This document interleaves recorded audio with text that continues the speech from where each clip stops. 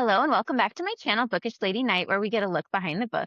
Today, I am joined by a new to me author who writes one of my favorite tropes, MC, motorcycle romance. And her name is Rachel Esterline, and she is the author behind The Reaper and the Lioness.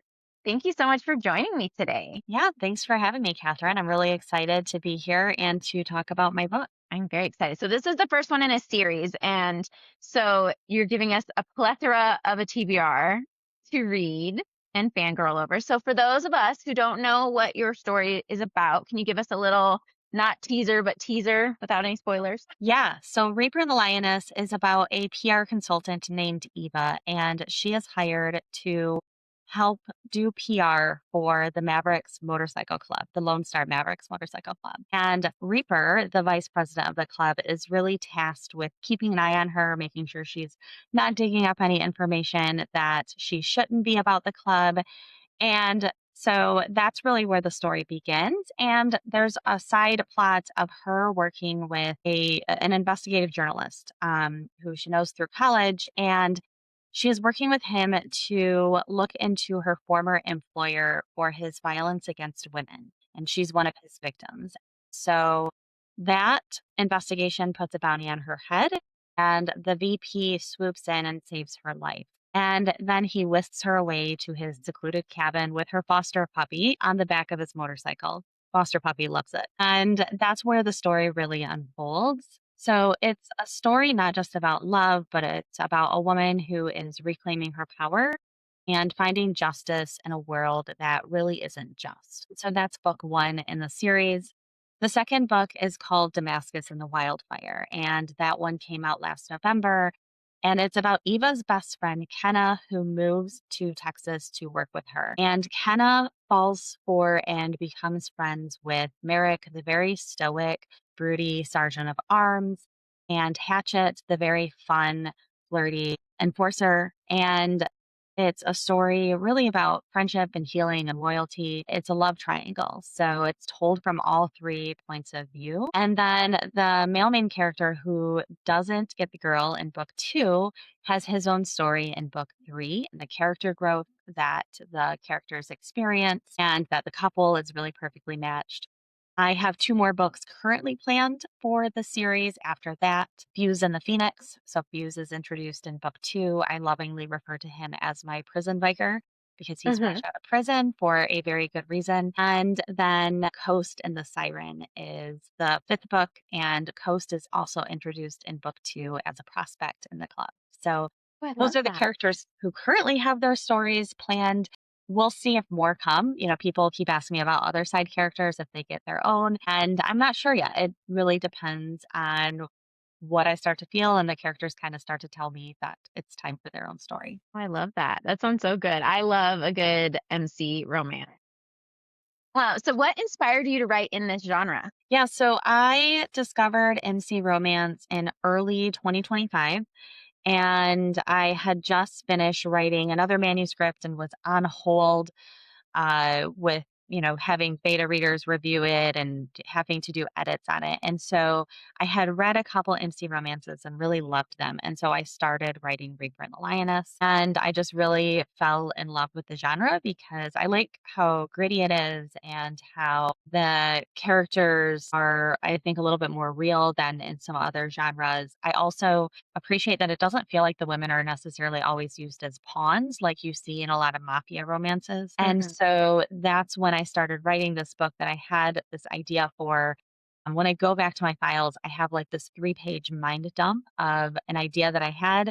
And the story ended up coming out very similar to what the initial idea was. And so I also had not been planning to make it a series, but I just fell in love with the characters. And while I was editing, went in and wove in Kenna a lot more and gave you more of a taste of Merrick and Hatchet. So that way you were rooting from then as I set up the next book at the very end of the first book.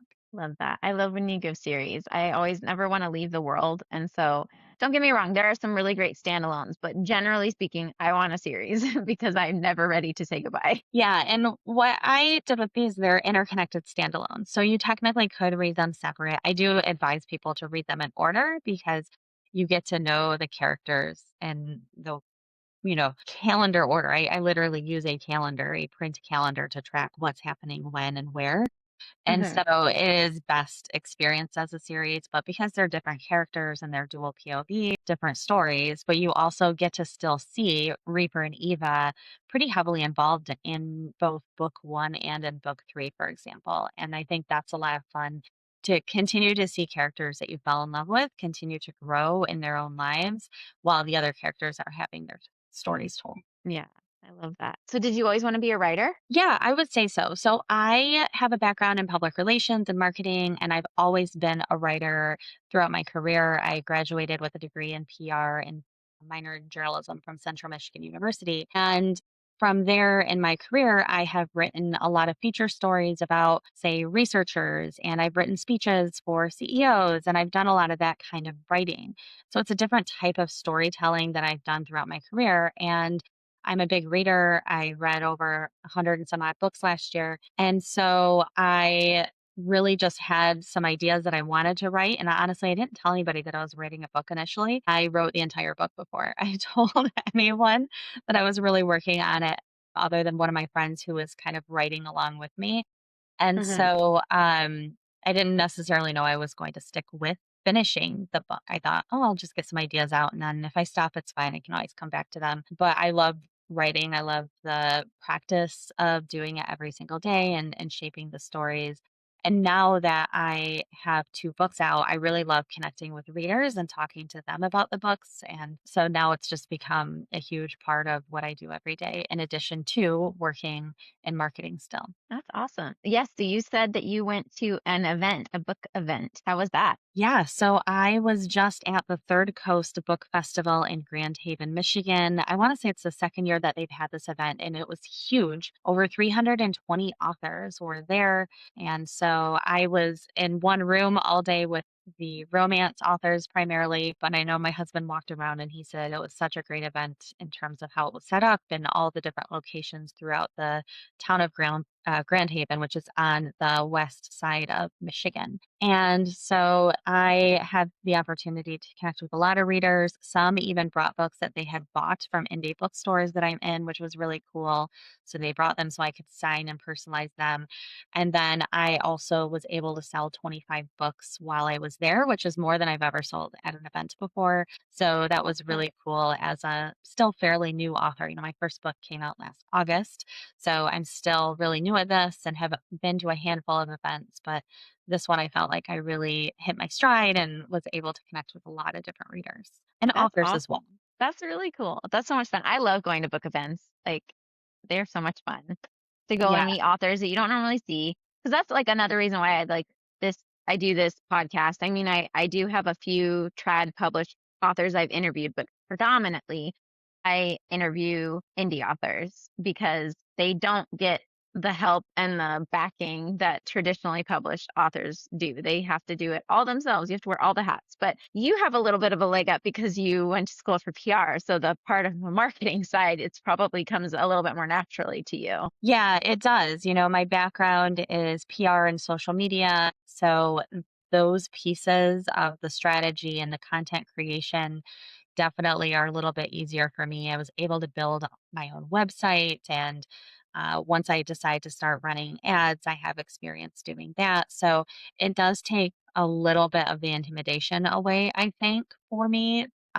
But I also think that it's really important to kind of recognize the areas where you're not an expert in. And so I have a great team of people who I've hired to help me in terms of design for my covers and also editing. But, like you said, as an indie author, we have to wear all the hats. So in the covers behind me, I have my boxes and I have my packing materials and I have made my own stickers and I make bookmarks for every single book. I cut them on my Cricut. And so there's a lot of hands-on work that we do. And so that's why I really appreciate people like you who look to highlight the indie authors because, like you said, it's all on us to do that work. And it's a lot of time, energy, and effort to just get your book out there. Well, really, just to get your book done.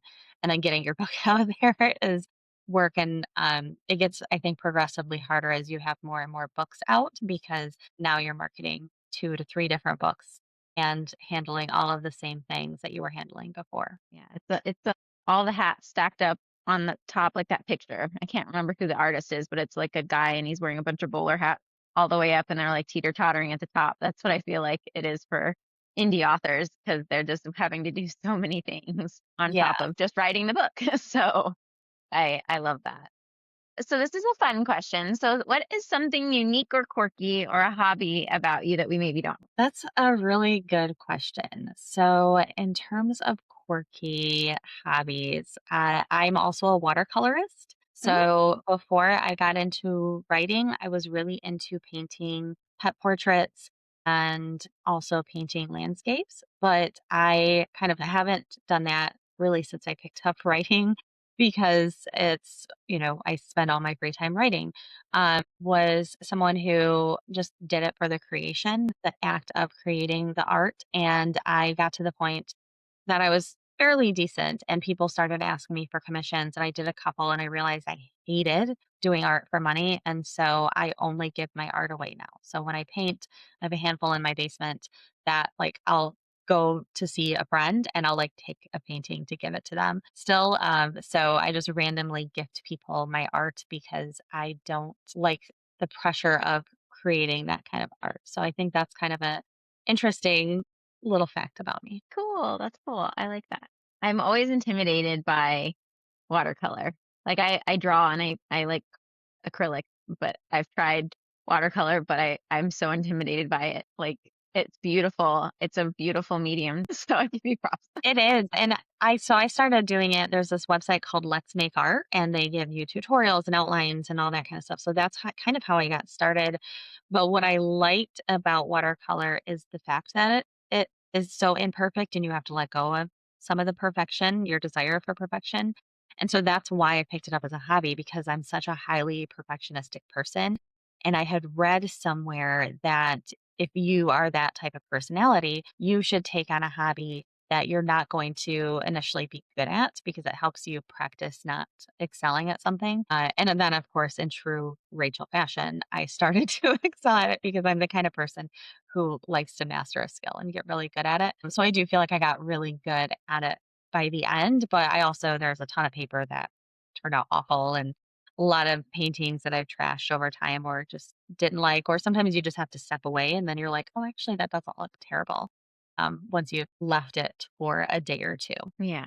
Yeah. I feel like that's probably the same with writing. Like, do you ever suffer with like writer's block or anything like that? So I don't think that I really suffer from writer's block very often because what I do is I skip around. So I will write kind of scene by scene, and sometimes I'll write a scene that's more toward the end of the book before I've written some pieces that I need to get there. And so I kind of go wherever I would say the wind takes me when I'm writing. And so a good example with my third book, I wrote this really fun, spicy primal play scene before I even wrote the couple's first kiss. So I was like, I don't even know how I actually get them together yet, but I have this really fun idea that I want to write, and I was inspired to write it in that particular moment. So I just wrote it, and I was like, I'll figure out if this is in the right place eventually. And I probably moved it around a couple times, but eventually I found the right spot for the scene that I knew needed to be in the book. I just wasn't sure where. Cool. That's fun. I heard a term.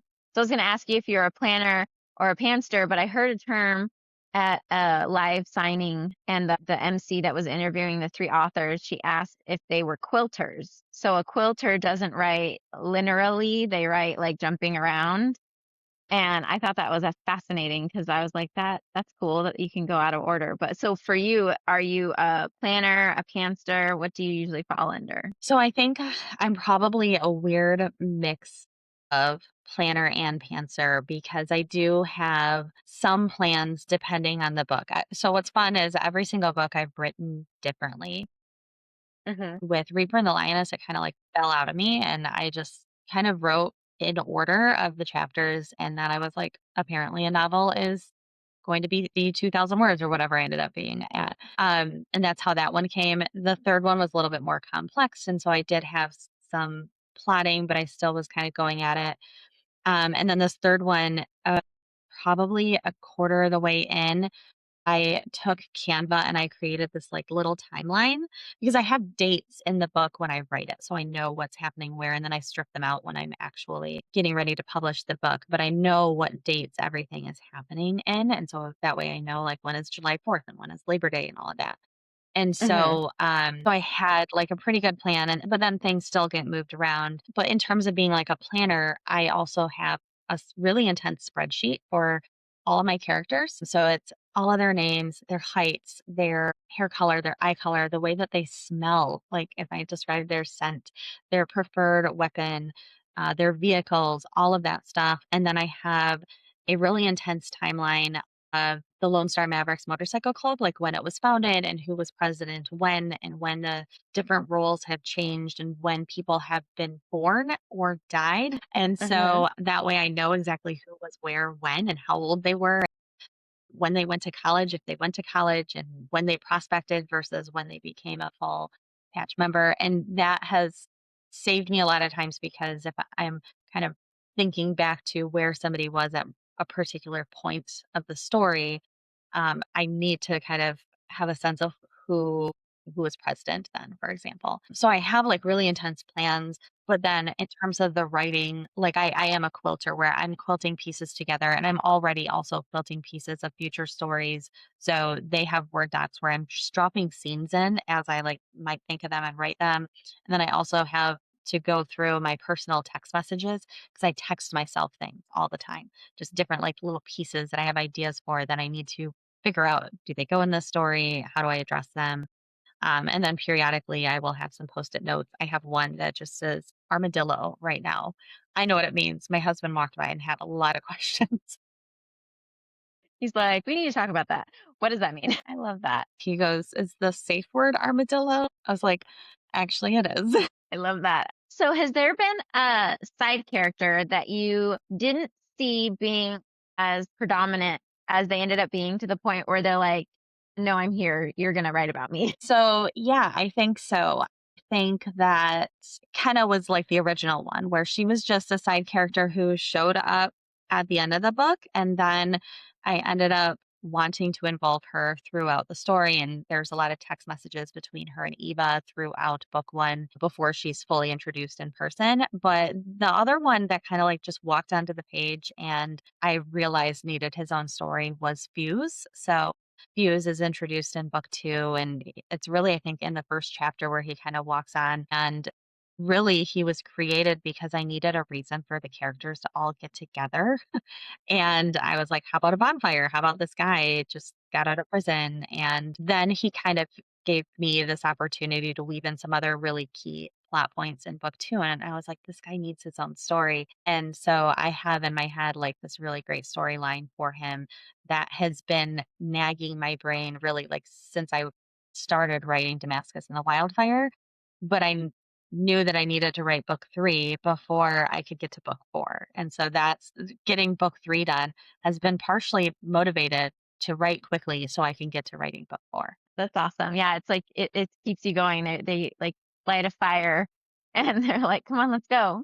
So, who's been the Exactly. harder main character to write? That's a good question. I think that writing Merrick and Hatchet both were difficult for me because writing Reaper and Eva, like I had a really good vision of who they were as people from the start. But Hmm. writing Merrick and Hatchet and having a love triangle, I didn't want it to be just this love triangle where it was shallow. And so it took a lot of work to develop their personalities, to have them be very different men and to have different reasons why they were different and different backstories and having different voices because I didn't want them to sound the same. They're very different people. And so that I remember getting into, after the first couple of chapters of writing book 2, struggling for a while, like figuring out, how to get this book done. And I remember thinking like, did I make a mistake making this a love triangle? And I'm kind of committed because I've already released the pre-order. So I kind of am committed to finishing the plot in this way. But it ended up working really well. And I think what's interesting is I don't think anybody's surprised about who Kenna ends up with. But I have been told by readers that they felt like the love triangle wasn't just like a love triangle about love, but it was about character growth and that both characters needed it to be a love triangle to push them to where they needed to be, not just in a relationship, but in life as a whole. And so I thought that was really great because, of course, I finished it and then I started seeing on threads that people hate love triangles. Turns out people don't necessarily hate it completely. I mean, people hate everything on social media at Yes, some they hate point. everything. And so I also had, yeah, I had this moment of paranoia that like I totally messed up and I shouldn't have written this book in this way at all. And I also had a lot of concerns with Damascus and the Wildfire because Reaper and the Lioness, Eva, is extremely strong. Like she is one of the strongest female main characters that my a lot of my readers have said they have ever read. Like they love her because she is a badass. Kenna is strong. She's strong in a very different way. Kenna is still grieving the loss of her fiance who had died in a car accident a few years before. She's still trying to figure out like what she wants her life to be like after that. And so she is not somebody who is going to like come in and kick ass immediately like Eva did. And I was really worried, especially after I watched the release of Navessa Allen's second book, Caught Up, come out because everybody loved Lights Out, but then there was a lot of criticism for Caught Up because it was a lot different than Lights Out. And I was like, what if people hate this second book and I'm done as an author? But then what was interesting is a lot of people really loved it. And my Goodreads reviews are actually a little bit higher on book two. And so I was like, okay, so this book did resonate. Like I didn't have to be as worried. Yes, it's different. And I did a lot of talking about that once I realized that I needed to make sure people knew when they read it that the female main characters are very different people. And there's a reason that they're different, and it's part of their storyline, and that they shouldn't expect Kenna to be as much of a badass as Eva because Kenna is strong, just strong in a different way. And one of my friends said she felt stronger in a more realistic way, even so, more relatable way. And so it ended up being okay. But of course, I had a little bit of a concern when I put that book out. Yeah. Yeah, I feel like that. I talked to some authors that they're like, I don't ever read the reviews, and other authors like I read every single one. And either way, I feel like it's daunting. I read them Like all. if you read them or you don't. You read them? Oh, all of them. Yes, I read every single review, and if you leave me a 2-star or a 3-star rating and you don't leave me a review and tell me why you hated it, then I'm like, "Well, I'm fine if you didn't like it, just can you tell me why?" And so, I definitely am somebody who, like, I'm going to read all the reviews, I'm gonna look at the star ratings. Maybe someday I'll get to the point that I don't, but I also love hearing from the readers who really do love it. And so, like, that makes up for when I see one who didn't. It's like, okay, I wasn't your vibe. That's totally fine because I have these other people who absolutely love it and advocate for the book and share it with other people and tell me all the time how excited they are for the next one. And so that goes really far, I think. Yeah, it does. So how do you go about writing, a story that has romance, but you also have elements of like suspense, maybe, or mystery or deep emotional trauma? How is that process? Yeah, so I think everything has to have a purpose. And so if the character is having an emotional reaction, helping the reader understand why, at least eventually, sometimes I'm feeding them a little bit at a time. And they definitely are both, I would say, romantic suspense. I think book one is heavier on the suspense, but book two definitely also has the suspense side of it.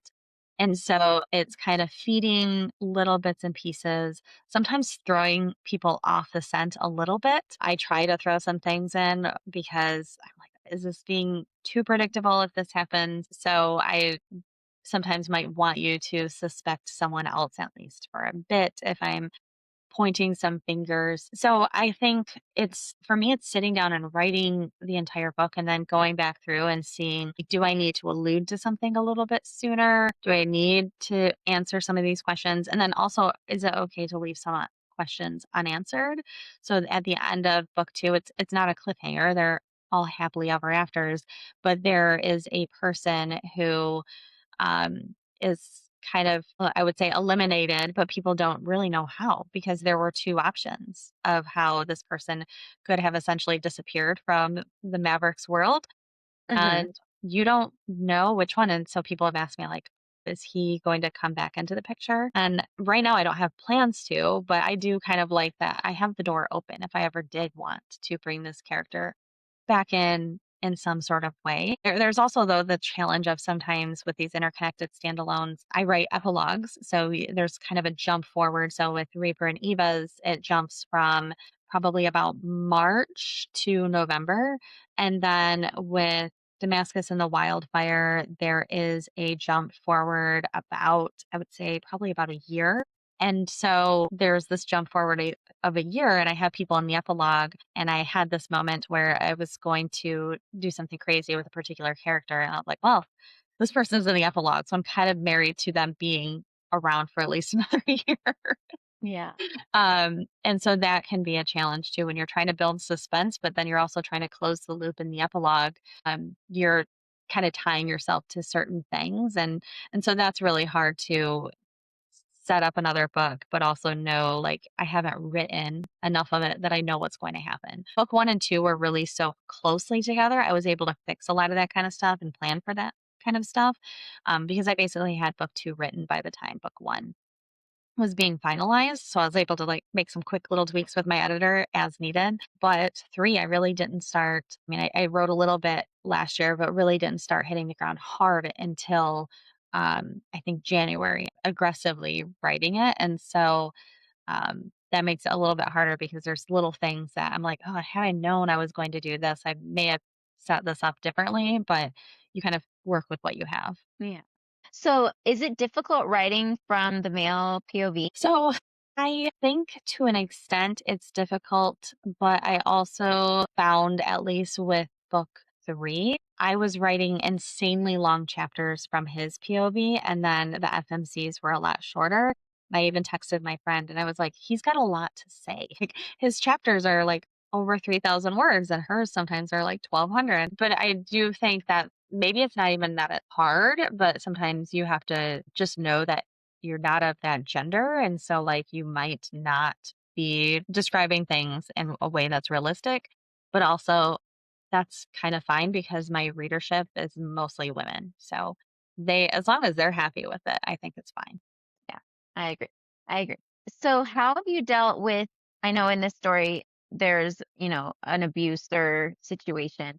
So how did you deal with more of those like triggering or more intense things while also keeping authentic to tell the character's story, but being sensitive to that? How was that? Yeah. So, I think with the first book, I would say, like you say, abuser, a person who attacked her, who she knew in the workplace. And so I think it's just kind of putting yourself in the mind of like, what would that experience be like, even if you can't speak to it necessarily. And then there's also attacks that happen in the second one and in the third one. And so I think the third one is the hardest one because there's some mentions of domestic violence. And I did have some sensitivity discussions with one of my beta readers who just, pointed out, like, hey, you have this situation where there's a little bit of a romantic relationship that's really intense. And there's, on the flip side, in the same book, discussions of domestic violence and like for some people that might feel like a line is crossed. And I actually did have a beta reader for book two who said that she thought that one of the scenes was too rough.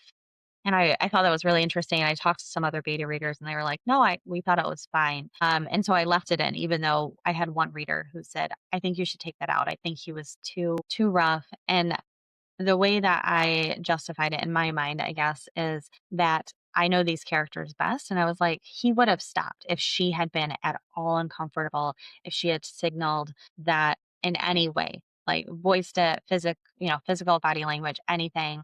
But it was clear that the FMC was really into what was happening in that particular scene. And so I'm like, I'm leaving it in. I'm okay with it.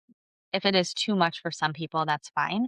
But I also think that if you're a reader of NC romance, you're kind of expecting, you're not expecting vanilla, you know, at least fully. And I actually have a sticker that I handed out at my book event that says, I want vanilla in my cupcakes, not in my books. So, like I think that helps communicate to people who are walking by considering my books. that maybe this isn't for you if this sticker doesn't make you laugh, for example. Yeah. Or if you look at my tropes poster and it says right on there, like vigilante justice, morally great protectors, touch her and die, all of that kind of stuff. So if that, gives you any hesitation when you read that on my little card, then maybe this isn't the book for you. And that's totally okay. If you want something sweeter, more Hallmark, more Nicholas Sparks, absolutely. I probably am not going to write that kind of stuff, or at least that I, plan to at this point. Um, and that's totally okay if you don't wanna read my writing if it's not your vibe, because for the people who do like it, they love it. And so I always say I am not everyone's cup of tea, but I'm definitely a shot of whiskey for some people. Yeah. And I feel like that's true with most books. Like, I feel like there's a writer for every reader and a reader for every writer. Like, just because it's not jiving with that person doesn't mean that like 20 and 30 other people aren't going to love it. Yeah. Exactly.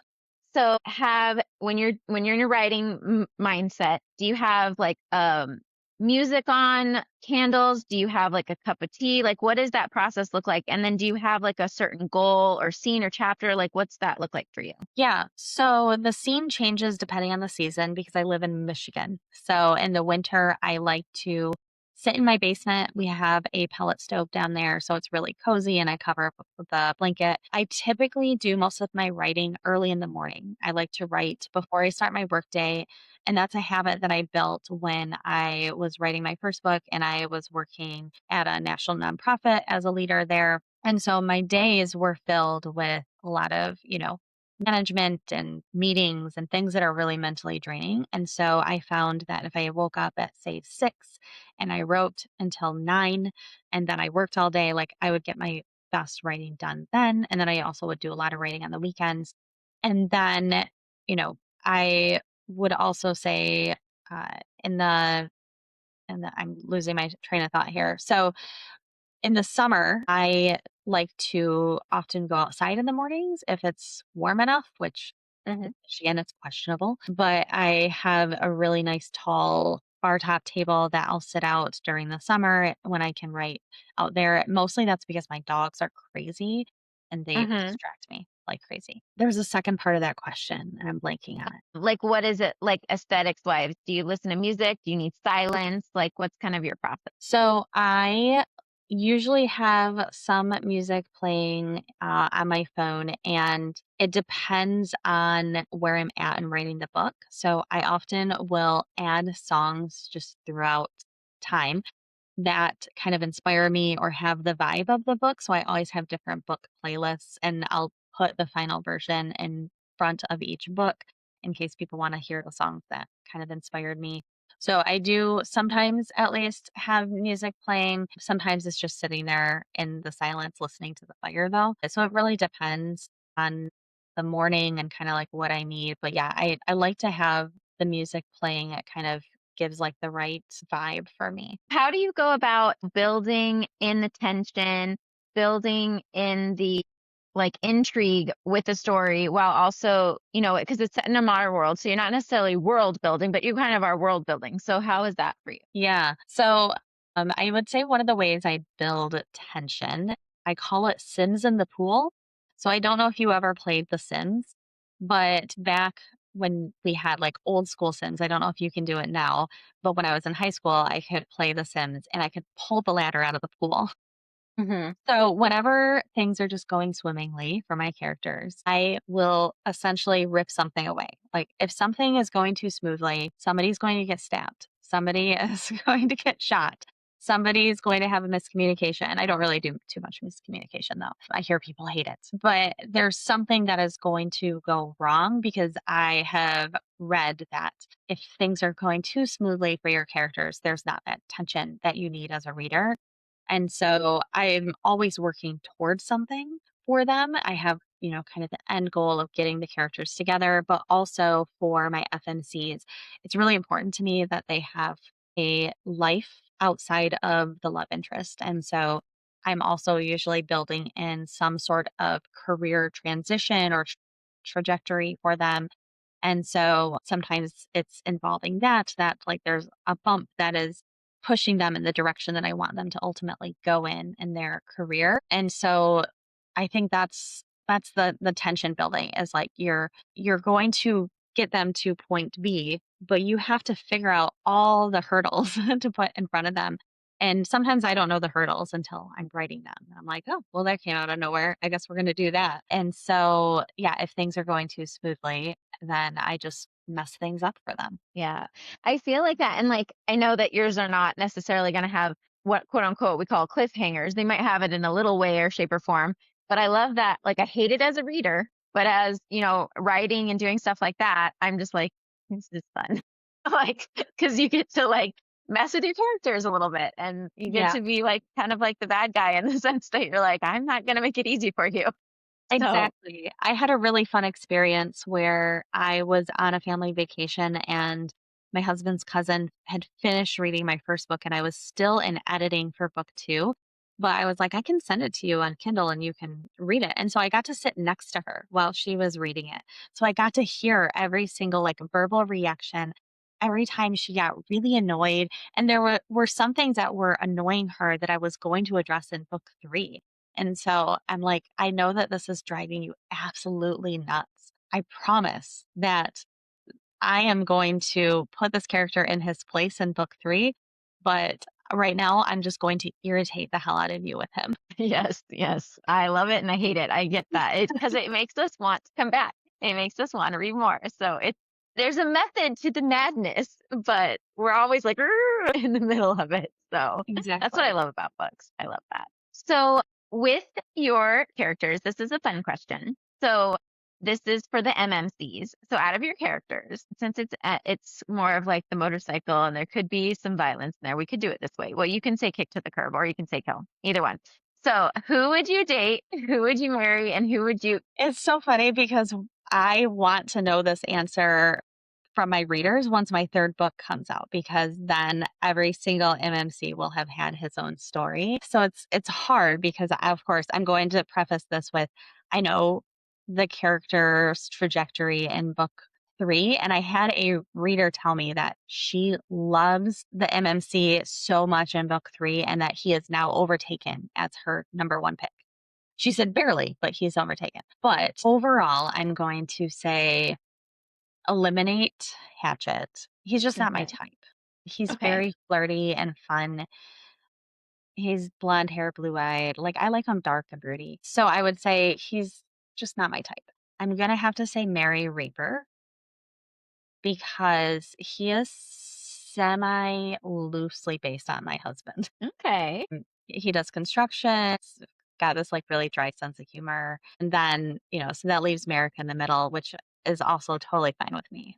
Eric is really fun. He is very quiet, like broody, stoic, scarred, but he's very different in the bedroom. And that was really fun to write. And my editor had a lot of fun comments to give me About for him. that one as well. So yeah, but I do love every MMC. I do think though that like once Fuse comes out, that's gonna cause a shake up for a lot of readers. And so we're gonna have to see where he lands because I haven't written him, but I have exactly in my head what he's like. And he's got such a really fascinating backstory. Like, yes, he's been to prison, but also he's not what you would expect. And so I can't wait to write that one. I'm not saying too much yet because it could change, what he is like could change, and same with Coast. Coast is a former Navy SEAL, and he's a lot of fun too. Brain, but, he's probably gonna evolve over the next couple of books, so I don't know where exactly he's gonna Where land. he'll be then. Yeah. Oh, I like that.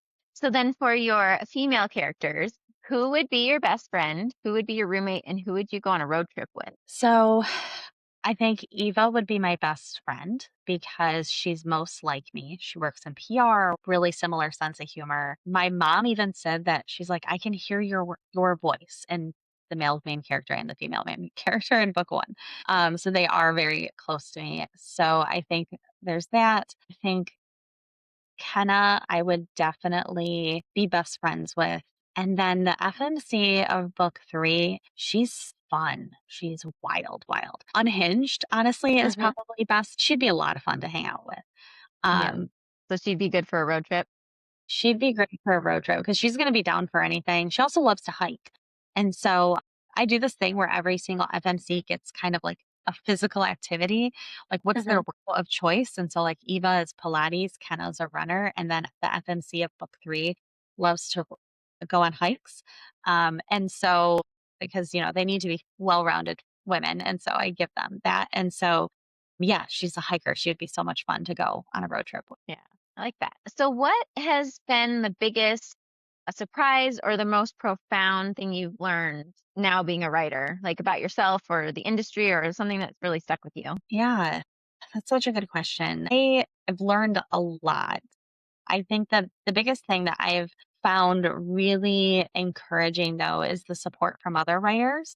I have become really good friends with quite a few other indie authors. And so that's been something that I didn't expect to gain several new friendships out of this whole new hobby of mine. And so I think that's the biggest thing that I always tell people is it's not just about writing the books and getting readers, but like there's other authors who will be in your corner and help support you. And my author friends are the people who are beta reading my books right now. Like I didn't even put out a call for beta readers. Like I hand selected 3 people who've read both of my other books, incredibly supportive, been fans. I've read their work and now they're reading my work and giving me feedback. So yeah, I would say that. Yeah. So, for people who don't know what a beta reader is that someone that's getting a hold of the book once it's finished or it's in progress, or what does that look like? Yeah. So for me, my beta readers are reading my finished my finished product. So the beta readers are reading my finished product before I send it to the heavy editing from my professional editor. So I have edited it myself many times over, really, trying to finalize little bits and pieces and identify where I need to go a little bit deeper on some things. And so that those for me, that's what my beta readers do. Some people might do it after the fact. Sometimes I call mine bark readers because they're half beta, half arc. Hmm. So the ARC readers, for people who may not be familiar, they're the advanced reader copy. They're reading it right before it's published. It should be the final, fully polished piece. But sometimes, at least with book two, I kind of did like an in between. Because I was rushing, I was trying to get it done by a specific deadline, and I was running behind because a ton of things had happened in my life that kind of slowed down my process. Interestingly enough, I'm actually choosing to not do ARC readers, I think, for this round of my third book. It's a lot to manage. Uh, I don't know if I will advise this or not, but every single advanced reader copy you give away is less overall revenue as an indie author, and it's really expensive to produce a book. And so, because I have dedicated readers who love this series, I'm making a strategic decision to just not do ARC readers this round and not have to manage that, not have to, hassle people and get their reviews in. Hmm. We'll see if it bites me, but you know, I don't know. I'm winging it. I think that sometimes as indie authors, we see what other indie authors are doing and we think that we have to do all these things. Like we think that we have to have pull up banners at our events and we have to do this, that, and the other. And I am kind of approaching it differently where I'm like, I don't know, do I actually have to do that? Is this actually a rule? I think that it was helpful for my first two, but I don't know if it's going to help with the third because you need to read the first two to read the third anyway. So we'll see how that goes. Yeah. Yeah. And you can always do it. I actually arc read a book in December that the author had actually released in February the year before, Okay. and she was doing kind of like a relaunch of it, and so it had already been out. It already had a ton of reviews. I don't really know why she did that. Like I don't know if that was like advisement from like her agent or something. But yeah, it had already been out. It had a lot of reviews, but maybe not the amount that they wanted, maybe. I don't know. But it was interesting to read it so far after it had been. Yeah. The way I see it, my books are available on Kindle Unlimited and also available for like 3.99 I think on Kindle. And so they're pretty accessible. And even my print versions I've priced I think lower than a lot of other people price them because I do want them to be accessible. And so, I think if somebody really wants to read my book, it's pretty easy for them to get a hold of it. And there actually was one ARC reader for book two who had reached out. She hadn't read book one yet. And I was like, I'll just send it to you. If you're going to read book two, I'll send you the first one as well. So I'm always open to doing that kind of thing too. Like if somebody is like, I just truly can't afford it and I want to read it. I also always sell my damaged copies of my books on a discount, or I also have used some of them as giveaways. And so, I feel like there's easy ways to get a hold of a book if you really desperately wanted to read it. And, while there's a lot of things problematic with Kindle Unlimited, and a lot of indie authors are not super thrilled with them right now, I like it because it lowers the risk for people to try me out as a new author. And so, for me, I decided it was worth it, even though you're like paid pennies on the page, basically. It's risky for people to read your book for the first time. And so this has introduced me to so many new people who may have never read my book otherwise, but they were willing to take a chance because they already paid for the subscription. So they could have stopped reading at any point. Yeah. Yeah. And also, because like a lot of the time people don't realize like the return on a book, like if it's being sold for my friend. So my friend is a middle grade writer. She sells her book for like $10, but she's getting like 94 cents of every time it sells. So now she's selling it, at book events and doing it herself. So she gets a little bit more of that back. But it's just crazy to like really think about the difference in what you think they're getting versus what they're actually getting and how much is being taken by the middle. It's crazy. Yeah, and that's why I always push direct sales for my book on my website. I always tell people if you buy through my website, like that's where you can support me the most. And I also can control the quality of the book because I did have a reader reach out who had ordered directly from Amazon, print on demand, and I offer it there so that way it's accessible to people who discover it that way. But literally like 30 some pages just fell out of the book. It just wasn't bound correctly. And so she sent me a message and she's like, I know there's nothing that you can do about this. And so I was like, hey, just I would advise that you buy the next one from me. And so she actually already placed a pre-order, which is really great. And so she'll be buying directly from me. And I'm like, that's why I, sell directly on my website because if it shows up bent or pages are falling out, I'm the one who hassles them to get a refund.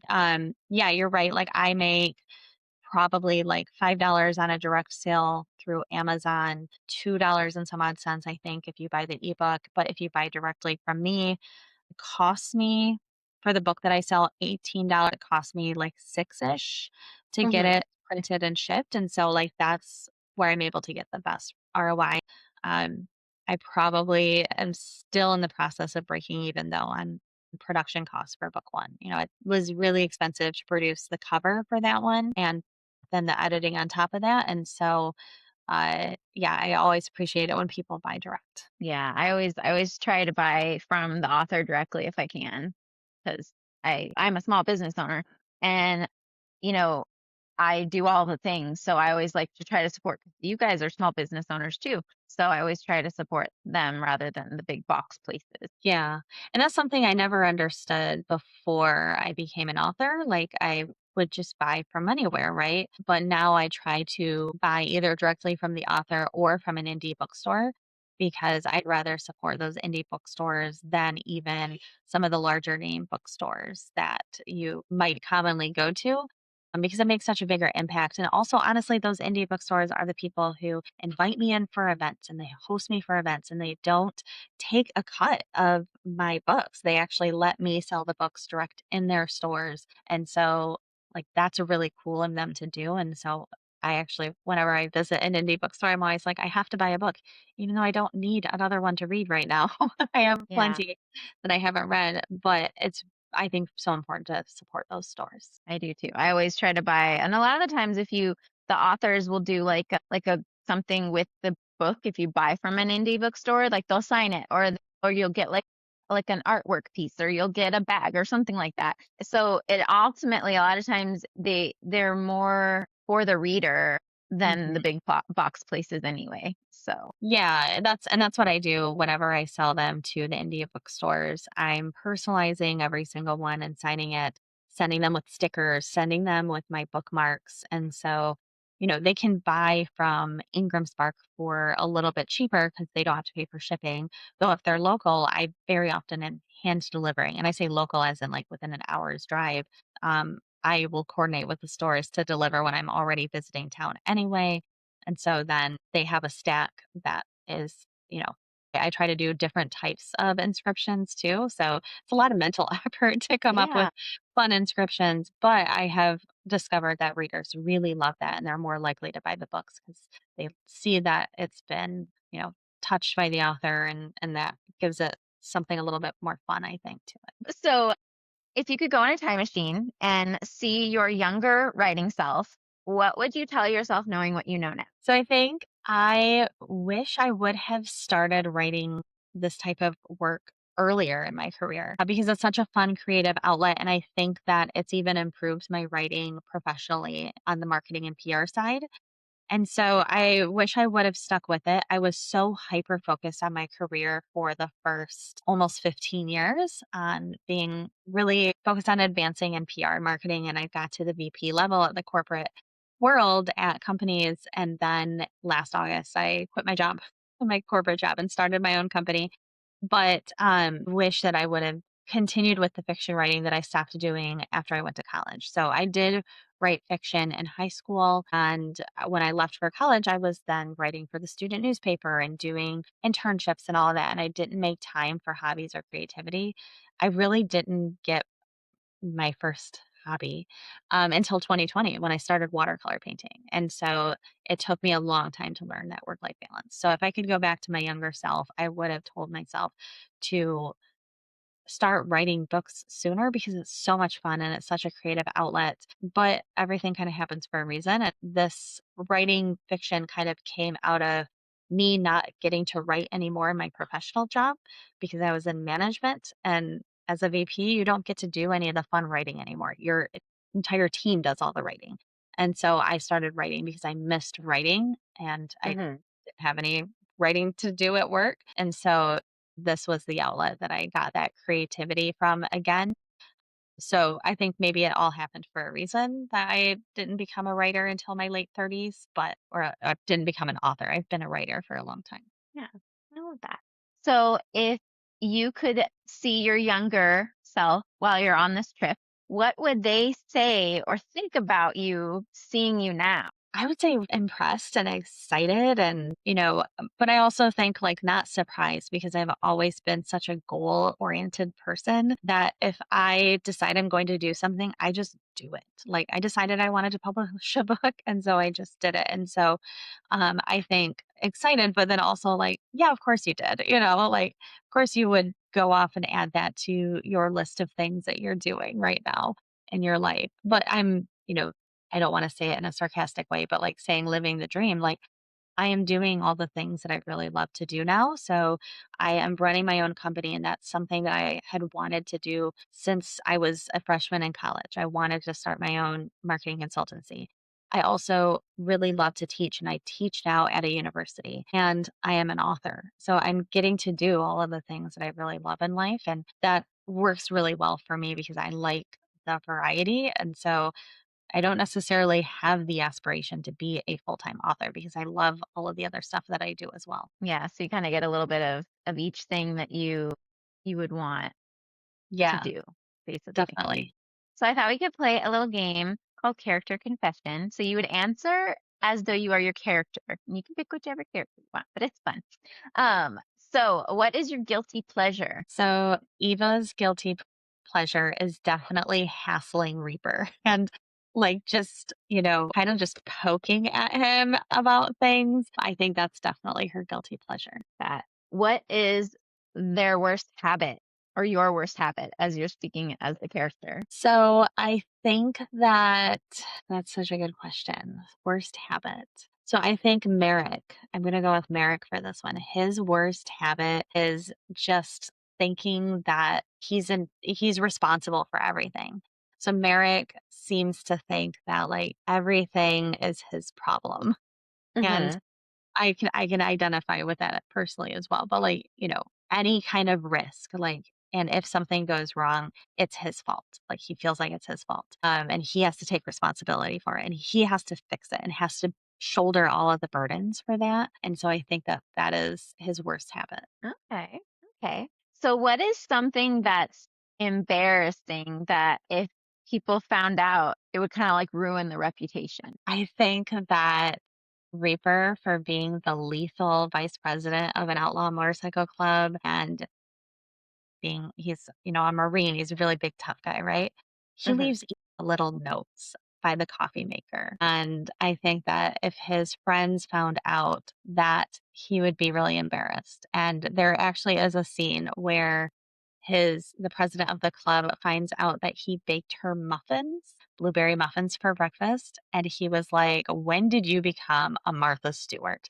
You're losing your edge." And they gave him so much shit for it. And so, it's really fun to take these male main characters who are super gruff and tough and run a motorcycle club, and then they're actually like super tender and sensitive underneath. Like, I love that duality. Call them toasty marshmallows. I had a reader message me and she described Reaper as a grizzly bear cupcake. Ooh, that's a good description. I love guys like that.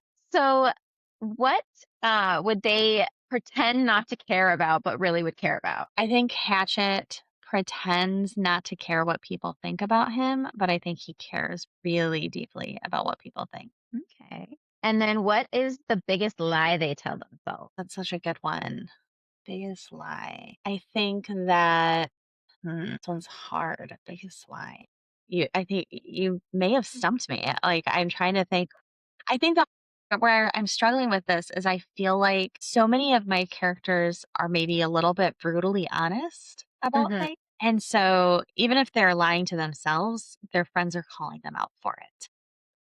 And Okay, so, so they just couldn't have a lie. They're always like it's brought up in their face and they have to yeah, deal I with don't it. Yeah, I don't think that they could have a lie because if Reaper's lying to himself, all the guys are going to call him out for it. And same with Merrick and Hatchet. And I think Kenna and Eva do a really good job of calling each other out. The FNC of book three, who I'm intentionally not naming because it kind of gives away a little bit of Hmm. what happens in book two. I think that she, in some ways, is telling herself the biggest lie, which is that she doesn't think that he necessarily wants to be with her. Like, Okay. she kind of convinces herself that the MMC of book three doesn't want to be with her and just isn't going to take their relationship to that level. Hmm. And so I think that that's the lie. She also tells herself some lies about a situation that she's in. And she's kind of like telling the NC guys, like, it's fine, I have it under control.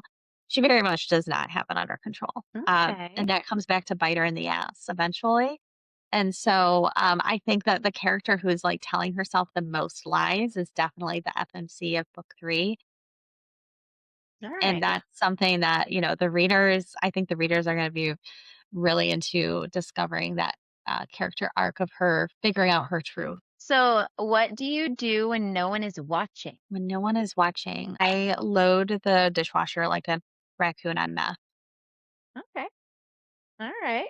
Say, so my husband makes fun of me for that. So, and that is some of the character dynamics that you'll see in book two, where Eva does some things like that, where it's like, it's fine. Why is this such a big deal? And Reaper kind of freaks out over it. Like, what are you doing? He likes order and precision. And I like order and precision in certain areas of my life, but some of them I am complete chaos. Complete chaos. Yeah, I'm the same way. I definitely feel that way. Do you go to when everything is falling apart? Which character like is that character? When everything is going hitting the fan and shit's going everywhere. Who's that character for that main character that they're going to go to when it's that? Yeah. So I think if it's a situation that does not need violence, you're going to go to Eva. Eva has it together. She's got a plan. She's a woman who makes things happen. She's very decisive. But if it hits the fan and I need somebody to take someone out, I'm going to Merrick. Okay. Okay. So as your character, and then we're going to do this as a round as you as the author. As your character, coffee or tea? Coffee all the way for Eva, but with lots of sugar and milk. Reaper drinks it black. Okay. Love or safety? I think for Eva, safety. I think for Reaper, love. Okay. Forgive or hold a grudge? I think all of them, for the most part, are hold a grudge. I think Merrick will learn how to forgive, and I think Kenna learns to forgive. But there's some grudge holders, and they are. I mean, I say vigilante justice. if we're not getting justice from the law, we're getting our own justice. Yeah. Text first or wait? I think Eva is text first. I think Reaper was wait until he met Eva. Okay. And then fight or flight? I think fight with a variety of weapons. Yeah. Yeah. And Fight and then, torture is more of it. okay. And then risk it or play it safe? So I think Eva and Reaper are definitely both risk its. I think Merrick and Kenna are play it safe. I think Hatchet is a wild card. Okay. All right. Okay. Then this is Would You Rather Author Edition. Okay. So, would you rather a physical book, an audiobook, or an ebook? I do all three at the same time. I'm one of I'm those that way. readers, but I would say I do the bulk of my reading on Kindle, mostly because I read at night. And so it's dark and I'm using that. So if I'm on a desert island and I can only have one, I'm taking my e-reader for sure. Yeah. I like that. Okay. So, would you rather crack the spine of a paperback or ruin the dust jacket on a hardback? We're in the dust jacket. They are so annoying. I don't know what to do with them ever. I just take them off my book. Take them off. Okay. And then pristine pages or annotated? So pristine pages, but mostly because I don't want to carry a highlighter. I do highlight a lot on my e-reader though. Yeah. Okay. And then dinner with your favorite character or your favorite author? I would say dinner with my favorite character, I think. Okay. And do you have an idea of who that would be? It would be Reaper because he is a really good cook. So I know it would be a really good dinner. Nice. I like that. Slow burn romance or enemies to lovers? Ooh, I'm going to go with enemies to lovers. First line or last line? Oh, I am going to say last line. Line. Okay. And then what, in your opinion, makes a great story? I think that a great story is when you can see parts of yourself in a character. And as a writer, there's pieces of me and a lot of my characters or in the story that I've woven in and some of my friends know. And so when they read it, they feel like there's little Easter eggs, but the rest of the world doesn't necessarily know about it. And those parts of the story were just like therapeutic to write. Yeah. Yeah. Like that. And then, so we have book 3 coming out this summer. And then book 4, is that going to be probably next year that we would get book 4? That is a great question that I'm not sure about the answer to because I have a Romantasy manuscript that's sitting and I kind of want to rewrite it, but I also kind of think Fuse has been like nagging me to write that story. So we'll see what happens, is what I'm going to say. I mean, I do think that book 4 will come out at some point this year. I just don't necessarily know when it'll come out. Okay. And we might have another book from you, though, in the meantime that will come out. Yeah, So so that's I good. I have a Romantasy that it was my very first manuscript that I wrote. So now that I look at it, I'm like, this is awful. And so I started rewriting it in between finishing book 2 and really truly starting book 3. I just wasn't in the right state of mind right after Damascus and the Wildfire came out. Like it was right before Thanksgiving, and you're just really tired. And so I kind of had started a little bit of book 3 and wasn't really vibing with it. So I stopped Mhm. and I just was working on editing this manuscript again. And then book 3 took over and I like blacked out and wrote the whole thing, I feel like. And so now I'm kind of in this like, am I going to want to take a few weeks, even if it's just a few weeks off? Or am I going to take a few months off and really get this Romantasy rewritten? Because I'm so excited about the Romantasy and there's pieces of that one I want to get out. And I also think it would broaden my readership because there are a lot of people who love fantasy who have never tried NC, and maybe I can hook them in with a fantasy book that I've written and then they say, maybe I want to try more of her work. So, um, but it needs a lot of work because it was my first one. And now that I read it, I'm like, oof, you didn't know what you were doing, which is fine. It's great to see my growth as a writer, but frustrating to feel like I need to burn it to the ground and rewrite the whole thing. I'm sure it's not that bad. I'm sure. I'm It's sure. it's properly written. I feel like in terms of, I'm a clean writer. I'm pretty good at like at least writing clean, but I was writing what I felt like people wanted to hear, I think, more than like how I wanted to phrase certain Mhm. things. And so now, like when I wrote book 1, Reaper and the Lioness, and my friend who had read my first dirty draft of my Romantasy, she told me that when she read Reaper and the Lioness, I found my voice. She was like, "This is you. This book is you. This is your voice." And she's like, "You were writing the other one on how you think romantasy books should be written, and you wrote the MC book based off of how you want to write."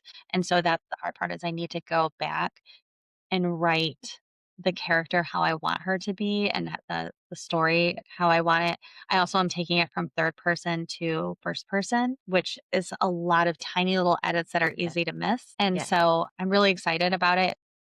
I can give you a little bit about it. It's about an archaeology professor who finds herself kind of on this cross country journey to get to her sister when the world kind of has completely changed because of this kind of like infusion of magic slash people are suddenly who had distant Fey ancestry become Fey and so she has these powers that she doesn't know how to manage yet. And so she's figuring all of that out, figuring out who she is, trying to find her sister and save her sister. And that one does end in a cliffhanger that I was so excited about. And I actually split it into 2 books. So technically I have the first 2 drafted because it got so Cool. long. Because romance, gets so long. So I was like, what if I split it into 2 books? And then there's this whole other story that I want to like the best part of the story is really book 2 because I love the MMC in book 2. And so I'm really excited about it, but writing fantasy is really, really hard. Like writing about motorcycles in Texas, I can Google it. I can see what things look like. Tracking on different powers and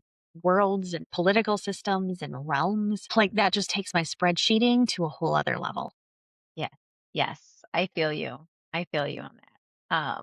Definitely feel that. But I'm excited to read it. I'm excited. That's one of my favorite genres. And MC. Those are like my two. And then I have like Mafia and like Small Town Cowboy is like next to. I'm a very eclectic reader. I will pretty much read everything except horror. I don't like horror books too much because my brain doesn't know they're not real. So then I have nightmares. My last question for you is what message do you want readers to take away from after finishing your book? I think that the message that you take away from Reaper and the Lioness is that women can be total badasses and can take control, and you don't need to necessarily wait for a man to swoop in to save you.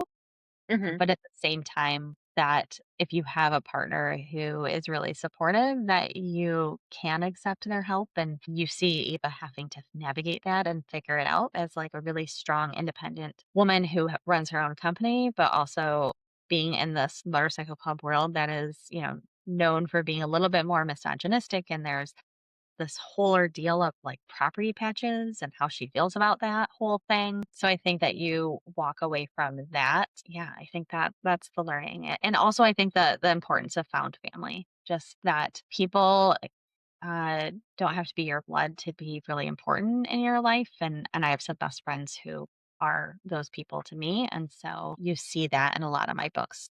Found family is a thread through all 3. I love that. That's my favorite. I love books that have that because it's so true. You can sometimes have people that are closer to you than your own family and know things about you that your own family doesn't even know about you. So Yeah. I love those types of books. Well, thank you so much for joining me today and coming on and talking about your books. I'm excited to see these unfold, and I'm going to go read book 1 and 2 because I love motorcycle romances. So I'm very excited to read it, to hear about your romantasy fantasy book coming out and having that as another option to read. I'm very excited about that. Yeah. Well, thank you so much for having me. I really appreciate it. It's always so fun to talk to people who love and see romance and also know that it's a genre because I know some people have never heard of it or have never read it. And I think it's, personally, one of the best genres out there, but it's also just something that I think everyone should experience and read at least once. Yes.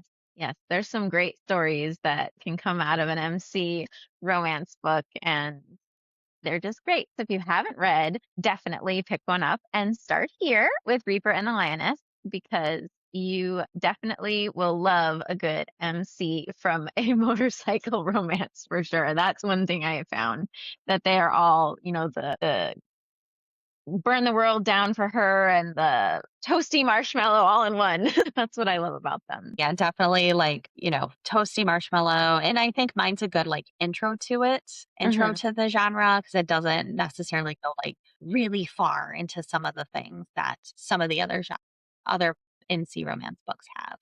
Yeah. They can. Some of them can get pretty extreme, but I still love them. It's a great subgenre for romance, I think for sure. Yeah.